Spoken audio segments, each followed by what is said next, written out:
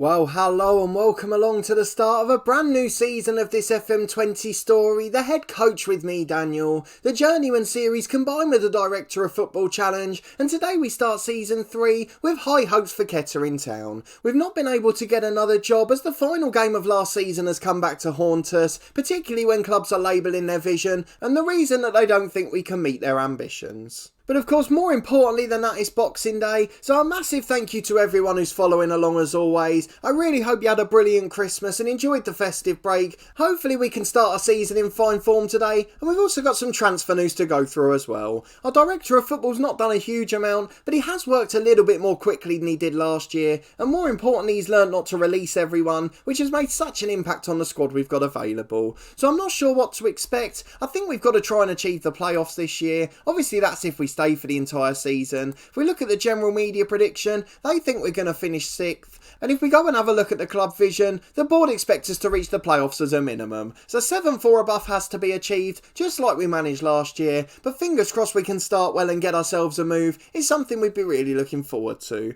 We feel like we're ready now. We've done a couple of coaching badges. We did try to apply for a 3rd, but unfortunately the board wouldn't let us. So we're stuck on a National B licence for now, which is harming our reputation very slightly. But of course, very quickly, if you have missed any of the series so far, please do click back in the eye above to catch up from the start. We've also got the playlist for our Dorking Wanderers series, our Be to Save with Luton Town, and the Christmas challenge which has run throughout this week, every day at midday and continues till Friday. If you are enjoying the series and looking forward to another season, please do put a thumbs up on the video. It really does make a massive difference and I can't tell you how much I appreciate it. It really does help the motivation levels too. But let's go and have a look at the transfer window to start with, see what our Director of Football's been up to of course, and he's trying to loan a right back at the moment, so we'll wait and see what happens on that front. But if we go and have a look at our transfer history, just 2 players coming in there, 1 loan extended from last season, but most importantly not really many players leaving. So if we go and start in terms of released players, we've got 3 that have left the club. Luke Graham retired, Massaro and Dean on free transfers. Neither of those were anywhere near the first team. And if we go and have a look at the players that's gone out, just Javel Clark going on a free to Maidenhead. He came in towards the end of last year on non-contract terms, a decent young striker but wasn't first choice, and as a result he's got frustrated and he's accepted the offer to go down south. But let's focus on the 2 coming in because they are absolutely wonderful signings. I'm genuinely surprised by the standard of these 2. First is a loanee in Gabby McGill. He came on loan from Dunfermline in mid-June. A brilliant young striker, 3.5 star ability, 5 star potential, a natural target man, better than Pearson, a wonderful young English striker. And I mean, look at his attributes, they're perfect for target man play, brilliant in the air, a good finisher, really composed as well, and he works hard, which is all we can ask for, although his natural fitness and stamina is a bit questionable. The only slight issue with this guy is he's only on loan until mid-January, so that could be an issue if we're still here then, but a really good player we'll take advantage of till that point is a wonderful signing for the club.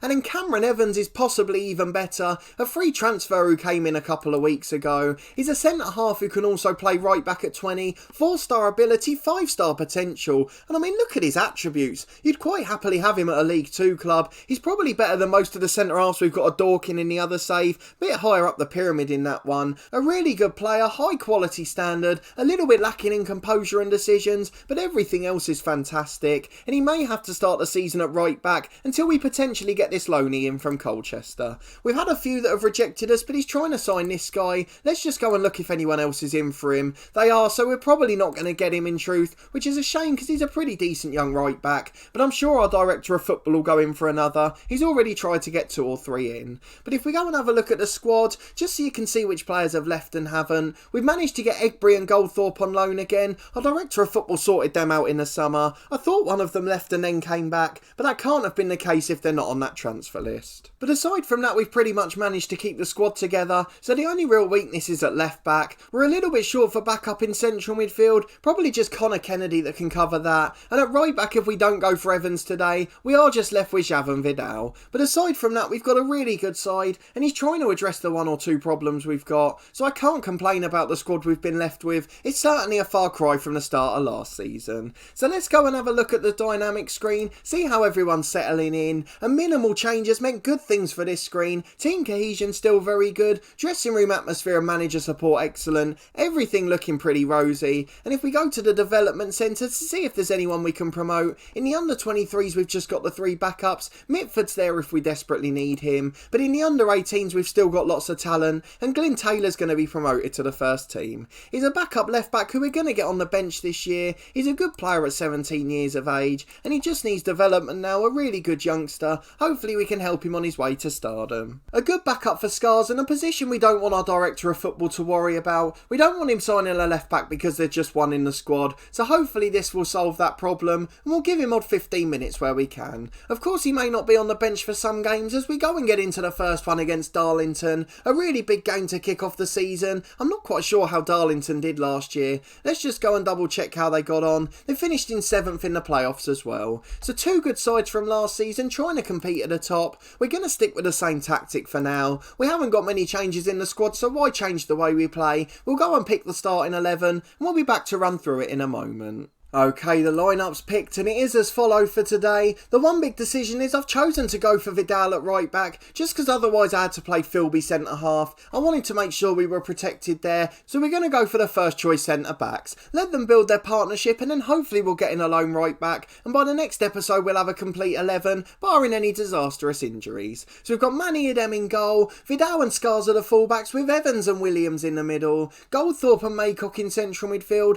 Ekbury on the left wing, and then we've got McCoy further forward on the right hand side, with Morris joined by new signing McGill up front. So 2 debutants, 2 very good players as well, a couple of returning Lone Stars, and aside from that it's a very familiar squad, and we've got proper game changers on the bench if need be. The likes of Ronaldo Pearson who can come on and get a goal, something we've never really had before, and then you've still got the likes of T. Carter and Kennedy, as well as Philby the 3rd choice centre back. So everything's looking pretty promising at the moment. If we go to the league campaign, we can see where Darlington are ranked among the favourites, see if they're rated as well as us, what the media think's going to happen this year. Darlington just behind on the odds, expected to finish 9th. We're obviously predicted 6th place. We've got Barrow in our league who have been relegated, but this time we've been lucky to get 5 of the promoted sides, just because a lot of them happen to be northern teams. That's really worked well for us this year. So we've technically got a slightly weaker league, and 5 or 6 games we should be winning easily, and Goldthorpe and Evans both in the first choice team this league. That shows just how good we are as an 11. So plenty to play for, but there's only one way to find out what's going to happen. Let's go and get into the first game of the season. Just in case you're wondering in terms of finances, we're slightly below the red line, but we've got £7,000 a wage bill remaining, nearly £30,000 on the transfer budget too. So our director of football's got plenty of room to manoeuvre, and that can't be an excuse for a lack of activity. So far he's been trying very hard, and he has improved the key positions, which is great,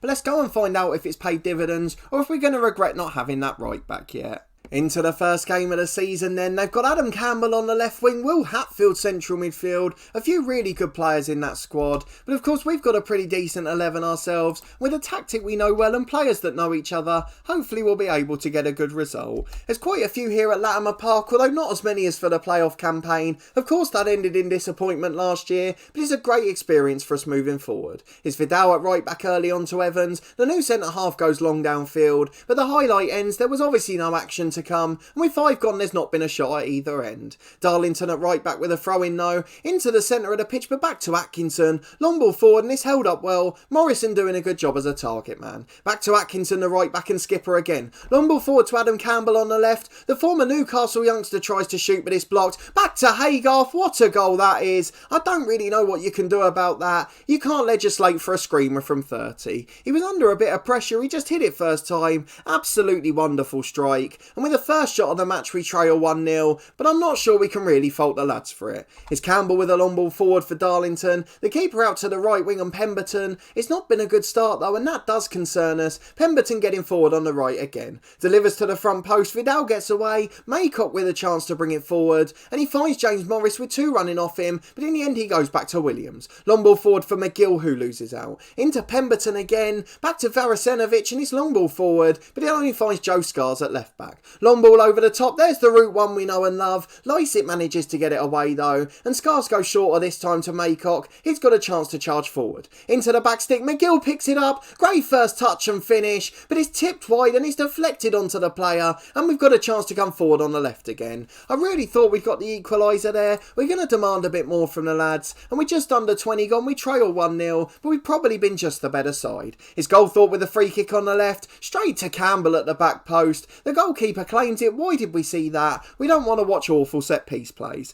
Long ball forward down the left though. Vidal's going to get it and clear it away. He's got two over the top and he may go long. James Morris will try and run onto it, but it's headed away easily by Lysett. Haygarth the scorer through to Morrison. He's in one-on-one, but it's good defensive work. Dragged him wide and forced him backwards. Haygarth again doesn't shoot this time. Out to Fox on the left-hand flank. Into Scars, he heads away. Egbury flicks it on further for McGill. And now this long highlight continues. This time we're trying to pile forward. The highlight ends. There was nothing to see there. No idea why we saw it going back and forth. But Vidal goes long as we're back again. Still not even 20 minutes on the clock. Long to Pemberton on the right-hand side. Beats two and he's in from 30 yards. Goes for the shot, tried to place it, but it's comfortably wide of the far post. Back with 10 minutes to go to the break. Fox has picked it up on the left and he's conceded possession to Goldthorpe who can counter. Can we get level before half time? Down the right there's 3 or 4 going up with him. In towards McGill. Good header but just wide of the post. Goldthorpe with a brilliant run there. Out for a goal kick and with 5 to half time we still trail 1-0 in this pretty even match. Hidden with a goal kick though. Just 3 minutes to the break now. He goes long downfield towards Morris. Lysett heads back to Fox though as we drop to a balanced mentality. Just to half time till I can regroup my thoughts, then we'll come up with a new plan. But Maycock's won it back and he goes long downfield. Morris was never ever going to get there.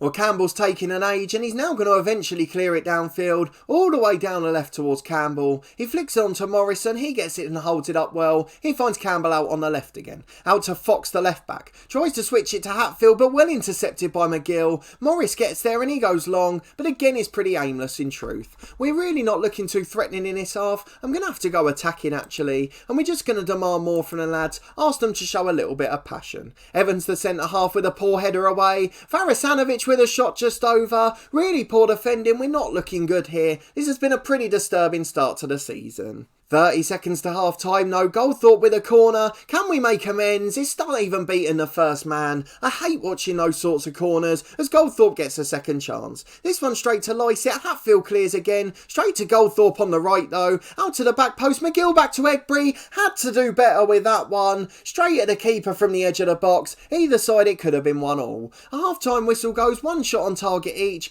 And despite the poor performance, we've only been beaten by a wonder strike. Haygarth, whose long shot rating is 6, scores a screamer from 35 yards. We're going to tell the lads we're disappointed and we're going to be aggressive too. It's been a really poor performance that I'm not happy with at all. And although we were only beaten by that screamer, we've not looked too threatening ourselves. Back to Idem from the kick-off. A chance to come forward early in the second half, though he doesn't seem to be in any rush of any sort. We're on attacking here and we're not really going forward in numbers. Scars gets the ball back to Maycock. The highlight ends, but we've got a free kick on the left. Goldthorpe delivers to the back stick. Oh, it beat everyone and went through to Morris, and he's put it straight into the keeper's arms again. Another free kick, 10 gone in a second. Goldthorpe straight in at the keeper again. What on earth is wrong with his delivery today? Terrible free kicks, his rating's 10, but these ones are all hitting the keeper. It's Campbell on the left on the counter, well held up by Vidal, but the threat's not over yet. They've got 4 or 5 up in support, but Maycock nicks it and now we've got a 3-on-2. James Morris needs to get up with him. He's played it right and he's into the box. Morris shot blocked. Brilliant recovery challenge from Lysett. Threw his body in front of the effort. It's a corner on the right which Goldthorpe will take. An outswinger in towards the front post. Oh, he's hit the keeper again. 1 more of those and he's off. 1 more from any set piece and he's coming off. I'm not having every set piece straight into the keeper's arms.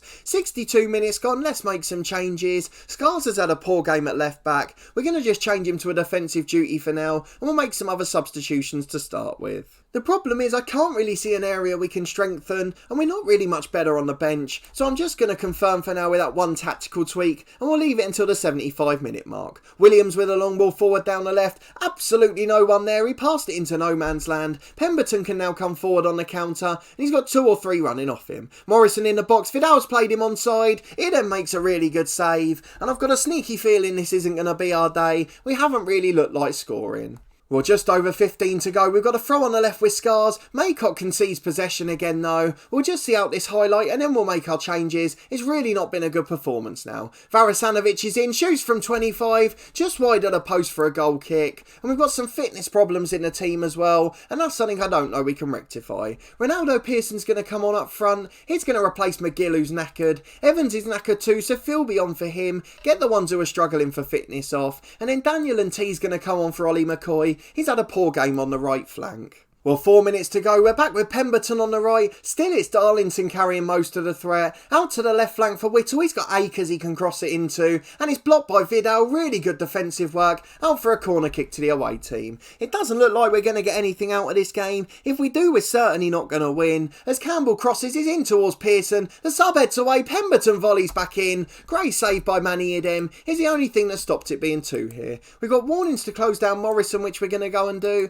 I'm not quite sure if they'll make a difference at this point. Philby heads the corner away, back to Haygarth. If he'd scored 2 screamers, I would have kicked off, but now his shot's blocked and T's away. We've got a 3-on-3 momentarily. Haygarth back all the way to make the challenge. He's been the star of this match today. In addition to his brilliant goal, he's been fantastic across the pitch, and it's the last chance here with a cross into the box. Goldthorpe's crossed it, and guess what's happened? It's gone straight into the keeper's arms, hasn't it? Every single set piece has been woeful. He should not be on them from next game onwards. I don't care if the next person's got a worse rating. They can't do a worse job than giving the ball back to the keeper. We lose 1-0 and all that optimism's gone. We're desperately going to need a couple of signings. I was so excited ahead of this game. I thought we had a good enough side from the start, but it looks like I've woefully overestimated them based on a performance where we've been outclassed. So a 1-0 defeat to start the season. Let's see what's been said about the game. Darlington grabbed their deserved victory. We can't argue with anything to do with that. So a little bit difficult at the moment. No real jobs going either towards the end of the summer. So we are going to have to make things work at the start here. It does seem to be a lot harder to get that next job at the moment. Something we never really found in the previous games. As soon as we had a good run, there were clubs looking after us. Not worried about whether we'd achieve promotion or not. So in FM19 with Slough, we of course got them to the National League South playoffs. But that was after 2 failures in our first 2 jobs, and even then we managed to get a job around the October or November time, something that hasn't looked like happening here.